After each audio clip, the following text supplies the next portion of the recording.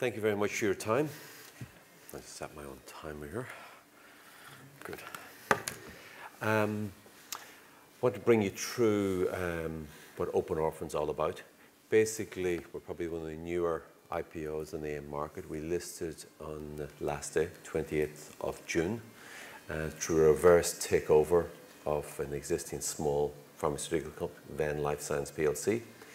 We raised $4.5 million in the IPO, primarily almost 100% from institutions. And being frank and honest, this is a small group, there's three of us in Dublin. This is our third IPO, and it's an opportunist one. It's basically with a view of doing a small and quick consolidation of 2 or 3 pharma services companies, building it around orphan drugs and either getting consolidated or consolidate out within 18 months to 24 months. And why are we doing this?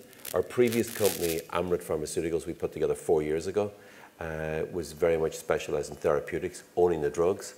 And I have a background in finance, and I thought, we've ended up being the biggest shareholder in Amryt, or the second biggest, and it's almost toss a coin this Christmas if its EB trial is a success. The share price has gone through the roof. And I said, oh dear, 50% if the EB trial fails at Christmas, we all know where the Amryt share price is going to go. So we kept heat on the Amryt management team, and fortunately they've done a transformational deal. They've taken over a company in America, 300 million, has 150 million revenues. That meant Amryt's got de-risked for us. But while there was a lot of risk in Amryt a year and a half ago, I thought we'd put this together.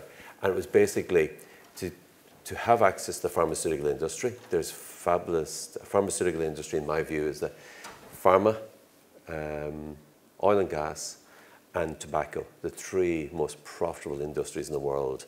They make tons of cash if you get them right. But pharma itself has a lot of risks. And like that, my last company, Amryt, up to 6 months ago, I was afraid we'll either make double or triple of money, or it could go very down substantially. So within Amryt, we came up with this idea. We discovered there was a role to roll up a small number of consulting companies, which make very high profit margins. It's all cost plus. Put a few of them together and sell out, basically. So that's what we're putting together here. So we're building a leading European rare orphan disease pharma services company. And why orphan drugs? Well, orphan drugs is basically, it's a sexy sector. The whole thing is quite opportunist. We put a lot of our own money in. There's nobody really focusing in Europe at the moment on being a pharma orphan drug. So we thought, well, if nobody else is focused on it, we'll do it. We're doing all sorts of consulting, not just orphan, but it's nice to have the name and it catches attention that we're the orphan drug specialists. I'll tell you in a few minutes why are orphan drugs called orphan drugs. But quick one, anybody is going to think and invest in Open Orphan and say we only listed the 20th of June, we're 8-9 weeks old. Our plan is to grow it reasonably rapidly in the next 6 or 12 months. That rapid growth is going to be done on the back of acquisitions. To grow it organically is going to be too long, too slow. Try and grow a company, a service company. So we're going to bolt on a number of acquisitions. I'll tell you about those. But really, if you're going to think even remotely investing in Open Orphan, it's really, you've decided these 3 people worth backing. The first one's this character up here talking. Look, what we've all in common, we've all done a number of startups and a number of successful exits. I'm only a pharma expert because I got lucky in my last company. We put it together and now it's a real one. I have absolutely no pharma background experience, but here I am, a CEO of a pharma services company. That's like finance people I can get away with. But I do have 2 people who know what they're doing, these 2 guys here. Let me tell you about Morris. Set up his last company. He's a science guy, and this other guy's a science guy, so you know. This is the company of important, GMI. He set that up on behalf of his previous employers. Where are they here? Arch Venture Partners. Set it up in Dublin 4 years ago, 2 people, and that was to set up to build a genomic database of the average population of 10% of them. Year 2, they got a deal for 110 million from AbbVie. Year 3, they got Google Ventures, Polaris Ventures, invested them, and year 4, they sold out for 400 million. So now Morris, if he got 400 million, he wouldn't be with us. He was acting as a venture partner, so he got a small role in it. So we grabbed him and said, Morris, we're putting Open Orphan together. Will you come in and do GMI too? And I'll tell you, man, He's built a genomic database, and we're building now a genomic database of rare disease patients in Europe that we can bolt on to our services company. So it's really pure services and this interesting genomic database business that we've put together. And that, to quote a not the most popular politician formerly, Tony Blair, that's the sex up.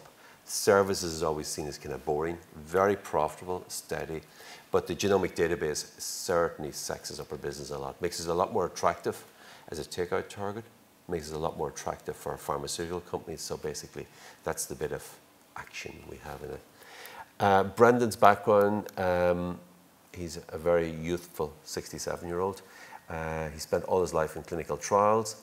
But again, he sold a few companies. His previous one, FireQuest, he sold it in 2013 to Icon. Icon, nobody I'm sure would know of it. It's based in Dublin. Most people in Dublin have never heard of it, but it has 17,000 employees. They built one of the world's largest CRO, contract research organizers, primarily based NASDAQ listed, but headquartered out of Ireland. And he sold his last company. It joined them in 2013. Their market cap then was 800 million.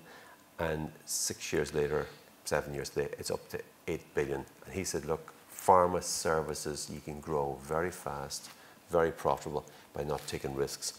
Brendan's other claim to fame, he wrote a book about clinical trials, so he knows all about clinical trials. And he also co-authored with a colleague from Oxford, the European Medicines Agency, Orphan Drug Protocols. So that's our two scientists. All of us have a substantial amount of cash in the business. We've over 30% of the business in the management team. And I personally would have put in 2 million of my own funds and to get the business up and running. So we've kind of put our money where our mouth is. None of us, Morris is 57, I'm 54, and Brendan's 67. So we're not going to be in this for, being honest with you, a long time. As Brendan says, if we're around more than a few years, I'll be dead, he says. So the plan is pull it together, run very fast. There's an opportunity to put a couple of consulting companies together, all highly profitable. We're going to acquire the companies purely for equity. We're not going to pay cash for them. We're going to buy them 1 times revenues, and we're trying to get ourselves re-rated to then most of the public companies are traded on 2 or 3 times revenues. Why pharma consulting? Basically, that sums it up there.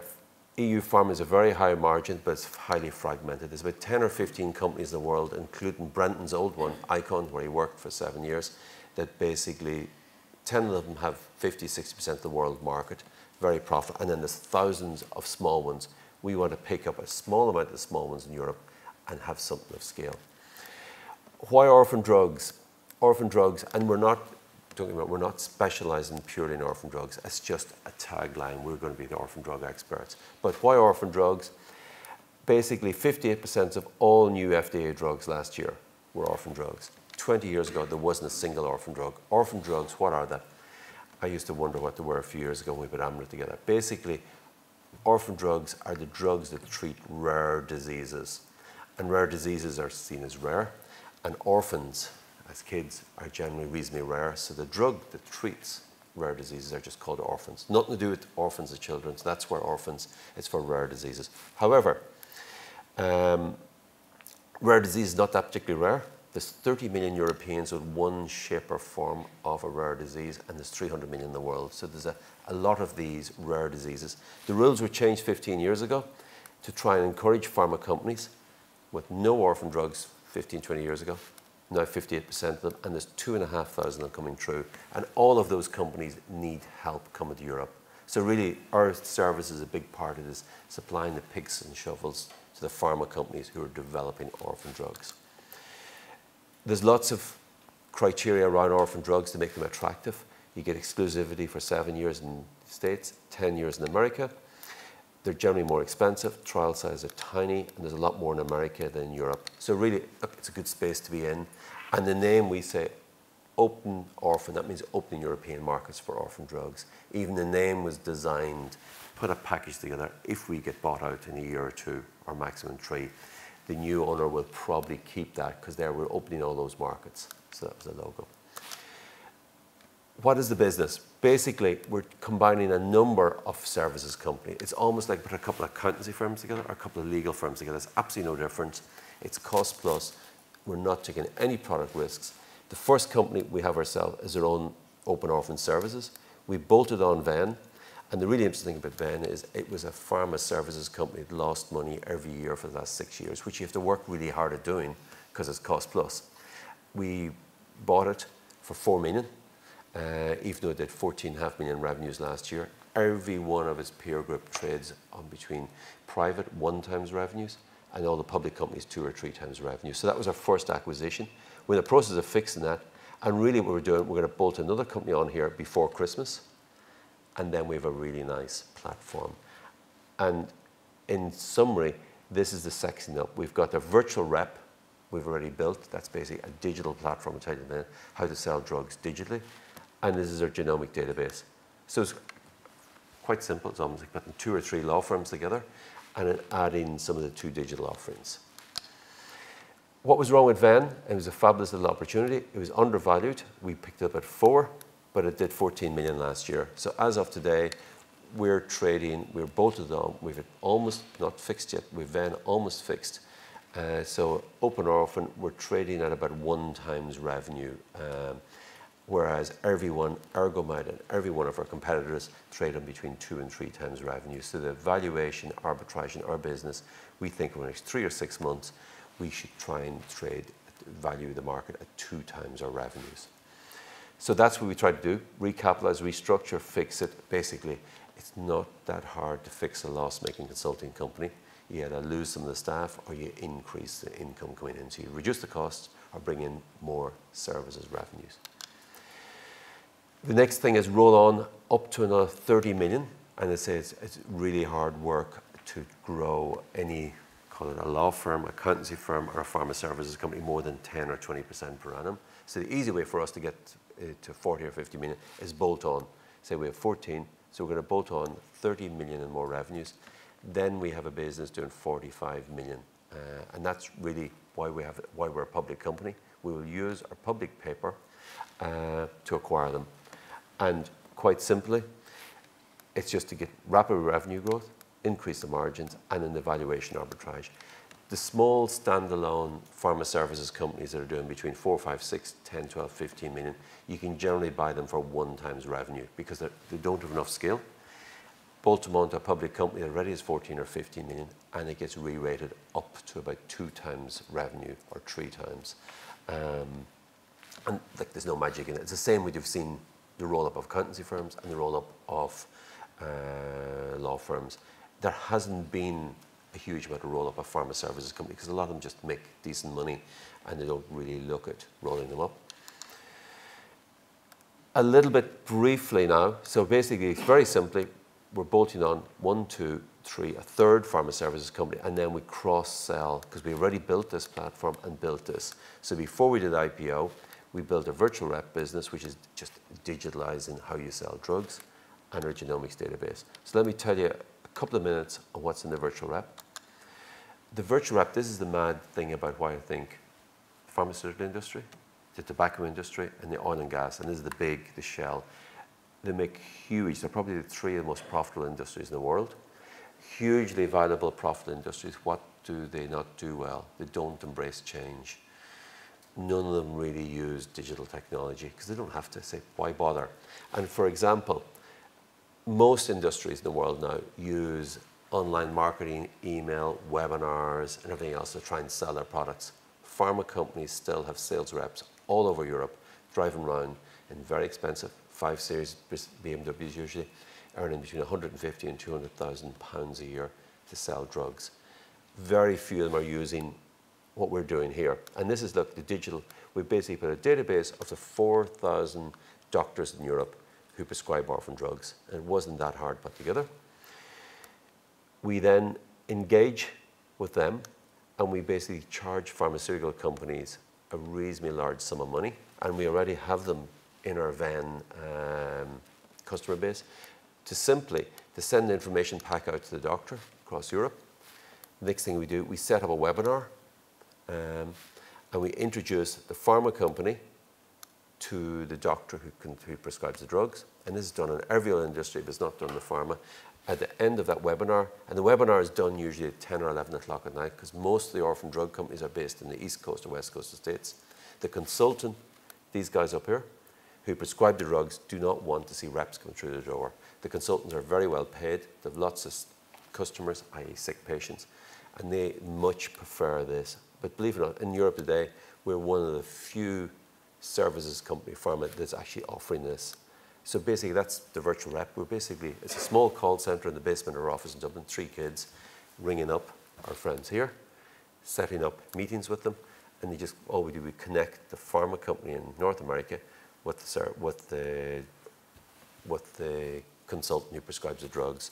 We deliver the package, we email it, we set up the webinar, and at the end of it, we then hand over virtually, dear consultant doctor, you've had your webinar, introduce the pharma company, there's no need for a rep, and then they can actually talk from there forward. We never sell the drugs, we never handle the drugs. So it's from me who's never worked in the pharma industry, I thought, every industry does this, but the pharma industry doesn't do it. Cigarette companies don't do it, and oil and gas companies don't do it. The reason they don't do it, they don't need to do it. The other piece is interesting. This is the piece where the real interest is. Morris's company, say in year 4, got sold for 400 million. Now, keep saying Morris's company was the co-founder. It was owned by Arch Ventures, Google, and a number of big ventures. But they put together a genomic database. And all we're doing here, again, breaking the mold. All over Europe, there's groups called patient advocacy groups. That's the groups who UK Heart Foundation, UK Cancer Organisation, but when it comes to rare diseases, they're very active.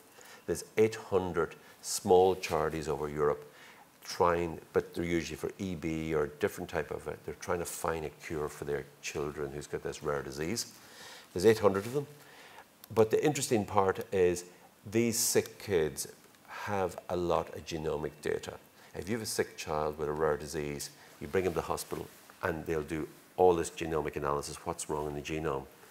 And the really interesting part is, in Europe, you have this thing called GDPR, which we all love and hate more than anything else, a pain in the ass for everybody.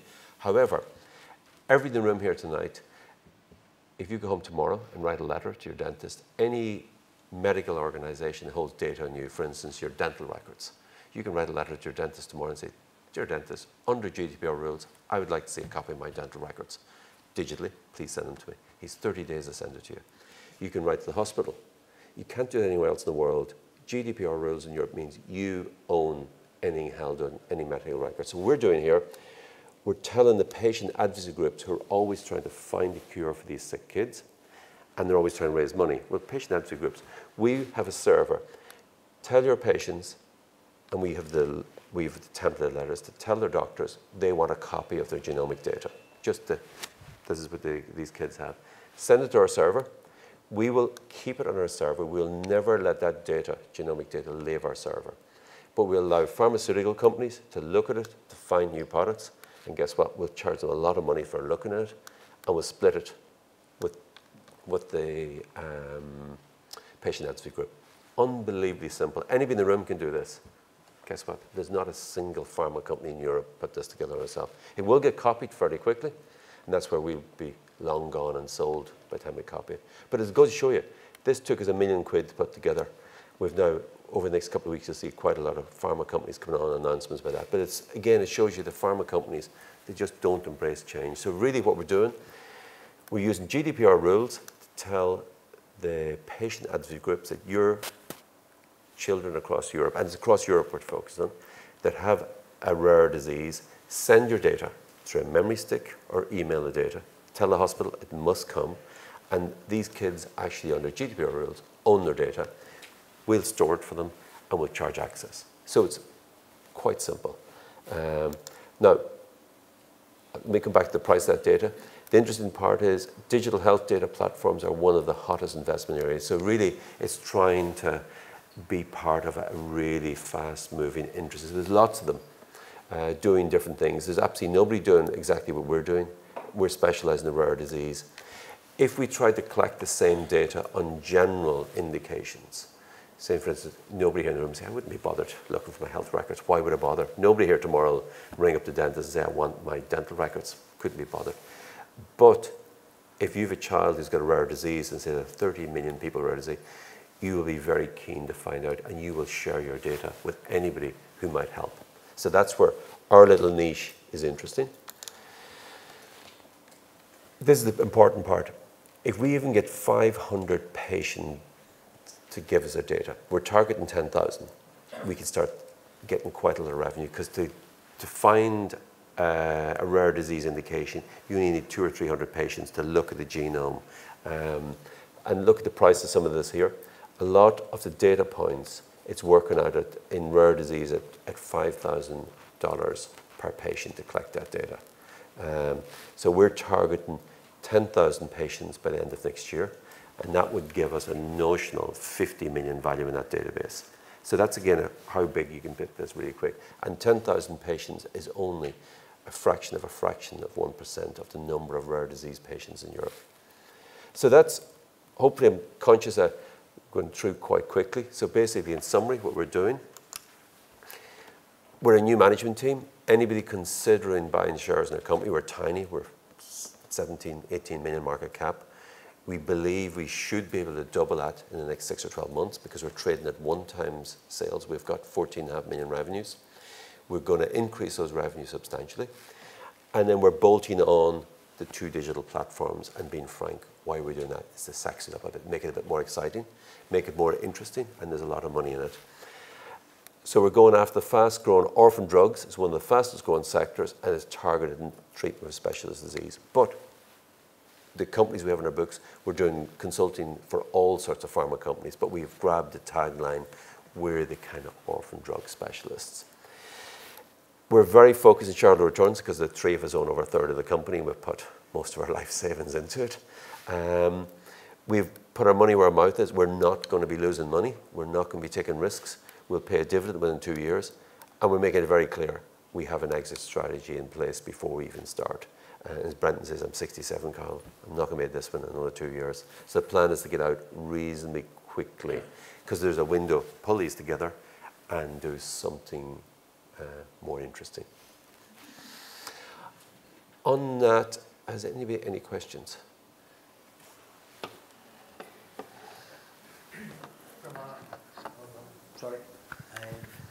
From a PI point of view, given that you're originally an oil man, how would you describe the risks between oil and orphan drugs? And secondly, given the state of Morocco, your old stomping ground, do you ever have any inkling to go back and complete what you started with Fastnet? Good question. And this, for the people in the audience who don't know me, say I'm not a pharma expert. I got lucky in Amrit, and where that came from, and to answer the question, was I was a finance person. We sold our first firm, and we sold our second firm. So I set up an oil and gas company. I was involved, and it was called Fastnet. Oil prices collapsed from $110 to $30, and we said, went back to shareholders, can't make money at 30. What looks like oil and gas? And the shareholders said, pharmaceuticals. High risk, high reward. If you strike oil in a well, your share price goes through the roof. What happens? You strike water, it collapses. The same with orphan drugs, or any drugs, including Amrit. If your drug trial is success, share price shoots up. If it fails, it goes down. So, but the services, supplying the picks and shovels, like if you think about here, Weir Group, some of the most profitable low-risk companies are the guys selling the picks and shovels to oil and gas companies. So what we want to do with this company is sell the picks and shovels to the pharma companies. So you're in a very profitable business, but you're not taking that risk. It's a trial, in open orphan, we're doing a trial at the minute. If it fails, we don't care. We get paid in, actually, being perfectly honest, if the trial fails, we get paid in full anyway. It's kind of less hassle. So it's a terrible thing to say, but that's the benefit of being, if you think of some of the oil well services. Back to Morocco, don't know. Let's try and sell this company first. But there are actually oil and gas and pharma, huge margins, lots of risks, but to mitigate the risk, we're trying to provide the picks and shovels so we get paid regardless what happens. Does that answer your question? Any other?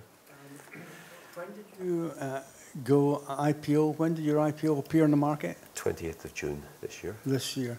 And what did it open at? What's the share price? Yeah, and that's, look, we're going to be very actually, good job. That question reminds me, why am I here tonight as well? Because we're not raising money, okay?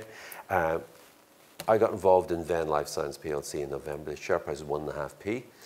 We got it up to 2.5p in May. We suspended the share price, and we said we're going to do an RTO, reverse it in. we said we'd do the RTO at 5.6, and people laughed, said, hang on a minute, it was 1p, now it's 2.6, and within a month you're going to issue new money 5.6. So we did it, but we didn't go to private clients, we didn't go to retail because we went to half a dozen institutions who backed us because I'd been around a few times before. We raised the money at 5.6, and by the end of July it had gone up to 8.4p. It was 50% up from doing virtually nothing. We decided during August that's too big. So the share price doubles in the first 2 months. What's going to happen? Everybody's going to start to sell their shares, and it'll slump all the way back down. So we got our head down, and we're busy fixing then. So during August we did nothing. We didn't, and on some of the bulletin boards said, "Oh, Open Orphan's gone silent. There must be a problem." And we kind of let the market settle. It came from 8.4 back down till early last week to 5.8, 5.9. And we announced to the market we want to be very open. We were going to do a whole series in September, October of events like this. I did Shares Magazine last week, was the first one. We were here tonight. In London last night, RNS, this went out and it's on our website. We did 2 events in London last night. I presented the LSE event, London South East, and the Share Soc. And next Wednesday, Proactive. Why am I doing that? Tom Winifred, anybody knows him, I know him for years. He rang me up in an interview last week. He said, listen, Friel, you're a bollocks. You're in the casino, you're going to ramp the share price up, and you're going to do a big fundraise before Christmas, and the share price. I said, no, Tom, you can hold me that. I'll guarantee you we are not raising money anytime soon. Yes, we want the share price to grow, but guess what? Because we want to make an acquisition around Christmas, we're issuing paper. We're not raising money to hand the money away. So we want a strong share price in the next 3 or 6 months. So when we do this acquisition we're getting close to, we're given paper. It's going to be locked up, so we paid over 4 years, and each tranche we pay after 12 months, 24 and 36, each tranche will be locked up for 24. So does that answer your question? Well, sort of. What's the price today? Today, about 6.6, I think, or 6.8. Okay, so what's your ticker? ORPH. Right, thanks. So I think look, put it this way, one thing we're going to focus very is on the share price. We don't want it doubling or tripling, because that's services companies should grow nice and steady, but we think our price, we target and doubling it within the first 6 or 8 months. Hello, Jim.